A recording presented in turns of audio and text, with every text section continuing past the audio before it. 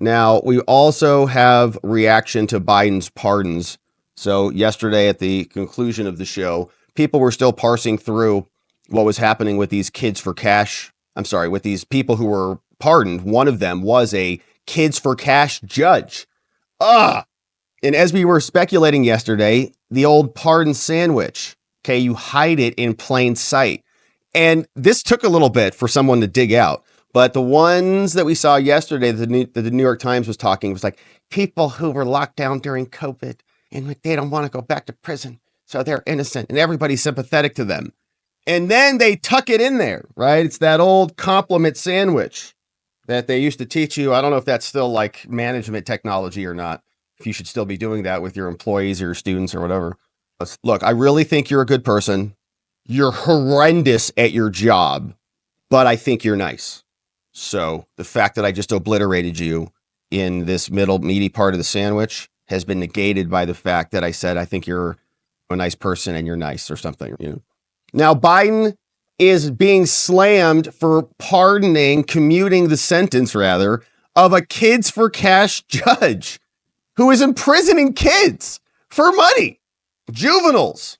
The Oreo principle, is that still in effect? Can you use the Oreo principle today in the workplace? Or is that racist? I don't know.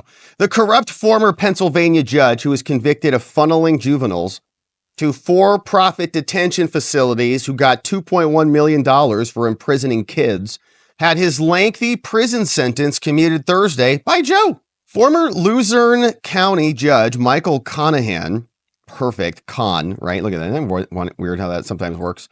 The jurist at the center of the so-called kids for cash scandal was among the 1,500, or give or take, $14.99, that Joe Biden pardoned or commuted in an act of clemency, the greatest in history. Look at this guy. Commuted. Selling kids off for money. Sick.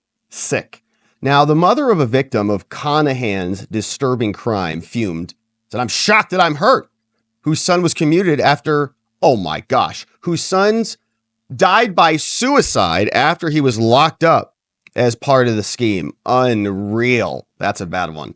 Man, and Joe just let that guy go. Conahan's actions destroyed families, including mine. My son's death is a tragic reminder of how the consequences of this pardon feels like an injustice for all of us. Right now, I'm processing, doing the best I can to cope with the pain that this has brought back. He pleaded guilty to racketeering and conspiracy charges, 17 and a half years in prison. He was released to home confinement in Florida. At the time of his sentencing, the U.S. attorney said, the judicial scandal was the worst in Pennsylvania's history. He goes free. More than 2,500 children, 2,500 kids.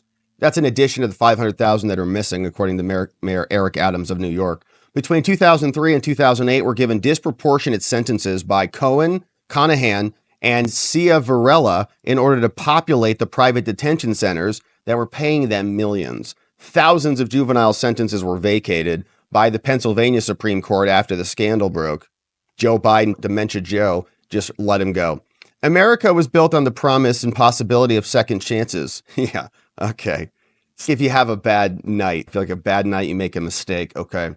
You make one bad judgment on a bad day or a short little era in your life. Got addicted to drugs. Okay, you deserve a second chance.